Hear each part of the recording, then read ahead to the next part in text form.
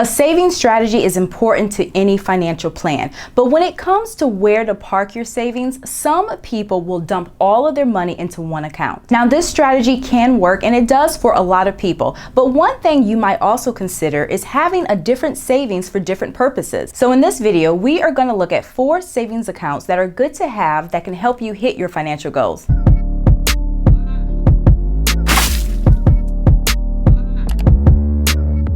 The first savings account that everyone should have is what I like to call your everyday or your immediate savings. And for most of you, you probably already have this account. This is nothing more than a regular savings account that you will open up either at your bank or a credit union in your area. And it's at a location that's close to your home or close to your work. And the whole purpose of having this account is basically so you know that when things do pop up, you can easily go to the bank, pull out the money, and you don't have to use a credit card, which means you avoid debt and you also avoid paying interest. And another benefit of opening up this type of savings account is that if you also have a checking account with the same bank, sometimes the bank will give you the option where you can link your savings account with your checking account. So if you accidentally overdraw your checking account, funds from your savings would automatically transfer over. That way you can avoid overdraft fees. Now, as far as how much cash to actually keep in this particular savings account, there is no magic number. Now,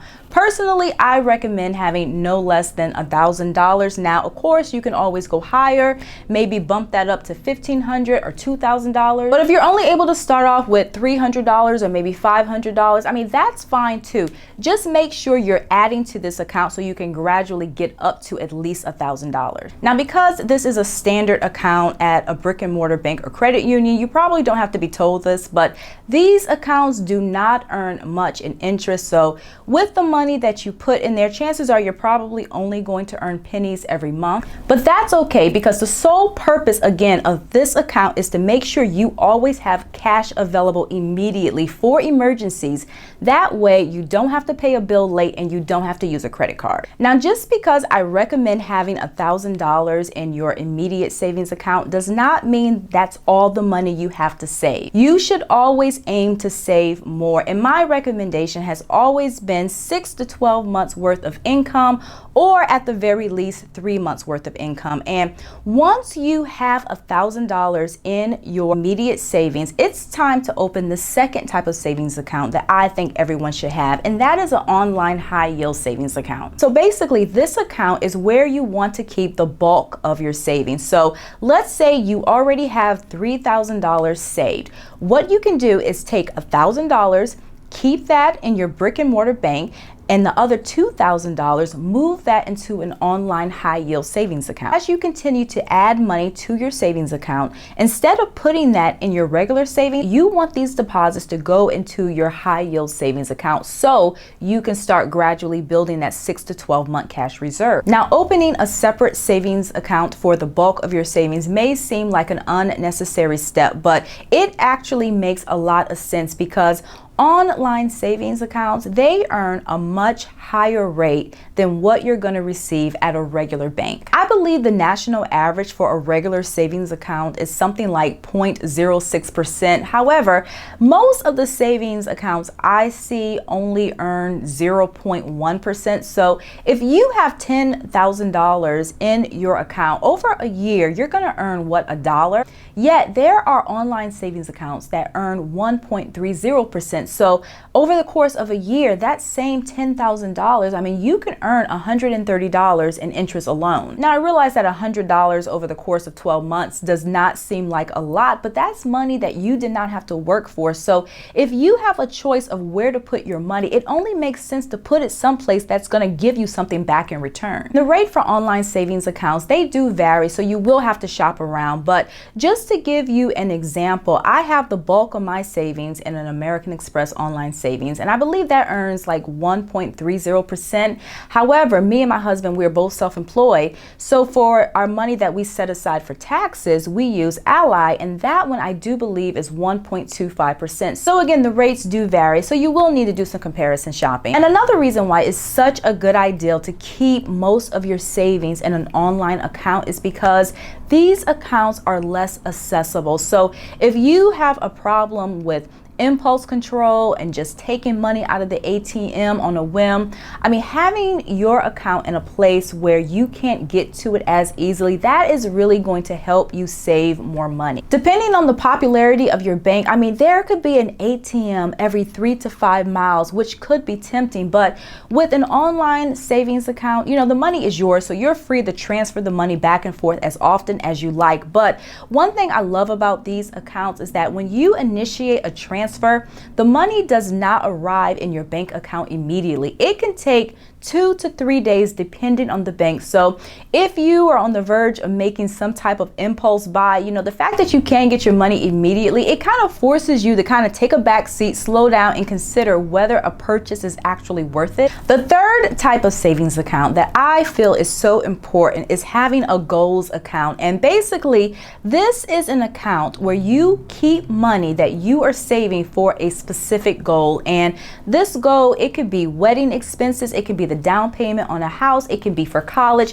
whatever the goal, this is where you want to keep your money. Now, when it comes to your goals account, I also recommend having a different account for each goal. And I know that, again, that may seem like a bit much, but one thing I've learned from experience is that when you are saving for multiple goals at the same time and everything is going into one pot, sometimes it is easy to lose track of how much you have saved for each specific goal. Now, I know you could use spreadsheets to keep track, and that's something that I have done. Not specifically a spreadsheet, but I've used like a pen and pad to kind of keep track of what money I have for each particular goal. And you know, that can work. But another reason why I think it's so good to have a separate goals account is because many banks will give you the option of naming your accounts. And I find that when I attach a name to an account, it kind of helps with the savings effort, because every time you are tempted to dip into that account and take money out for like an impulse buy or for something that's not important,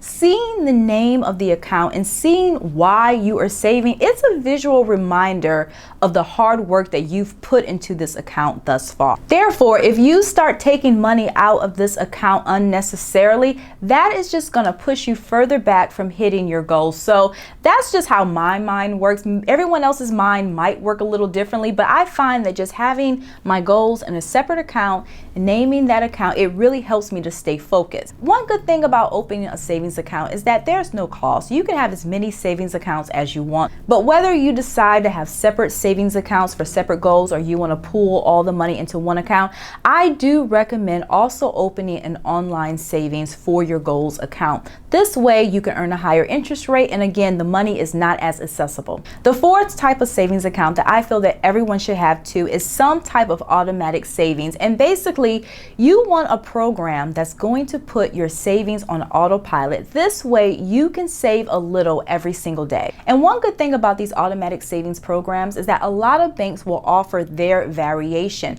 I'm with Wells Fargo, and I've been for a long time now, and they offer their Way to Save savings program, where basically every time I use my debit card, the bank will take $1 out of my checking and deposit it into my Way to Save savings account. And let me tell you, I absolutely love this savings program. I've had it for, I want to say, at least 10 years. My numbers might be a little off, but it has been a while. And over the time that I've had this particular account, this strategy has helped me to save over $2,000. And I realize that $2,000 over like a 10-year period does not seem like a lot, but keep in mind that this is money in addition to what I've saved consciously. And this is also money that I saved without having to think about. And to be honest with you, when you have a dollar leaving your account here and there, it's money that you don't even miss. So my point is, having some type of automatic savings program, it's really a great way to kind of step up your savings without really having to put forth any effort. Now, of course, Wells Fargo isn't the only bank that has this type of program. There are other banks that offer things like a roundup program, where basically they will round up your purchases to the nearest dollar, and then they will deposit the change into your savings account. Now, if your bank doesn't offer any type of automatic savings program, you can definitely do it on your own. There are apps that make this easy. I personally use Acorns. If you've seen my other videos, I've talked about this a lot because I really love this app, where basically, you know, I link my debit card and my credit card to the app, and whenever I make a purchase with a linked card, Acorns will round up those purchases to the nearest dollar and then deposit the change into my account, which they will then invest for me. And one thing I really like about this app is that there is a feature that allows you to set up reoccurring transfers on either like a weekly or a monthly basis. And another feature I love about this app is that if you shop with one of their online partners, there is even an opportunity to earn a % back or a set dollar amount, which Acorns will deposit into your account and also invest that for you. So Acorns is definitely an effortless way to save and invest. And if this sounds like something that might be right for you, what I'm going to do is include a link below so you can check it out.